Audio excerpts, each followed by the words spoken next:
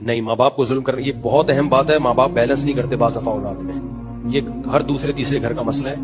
کسی کو ایسا ستیلا بنا کے رکھا ہوا ہوتا ہے کہ پھر اس کے خلاف دوسرے بھائیوں کو بھی کر رہے ہوتے ہیں. گراؤنڈ ریئلٹی ہے. ایسے ماں باپ گناہگار ہوں گے. نبی صلی اللہ علیہ وسلم نے حکم دیا ہے، صحیح حدیث ہے، نعمان ابن بشیر رضی اللہ تعالیٰ عنہ اس کے راوی ہیں، اعدلوا فی اولادکم، اپنی اولاد میں برابری کرو.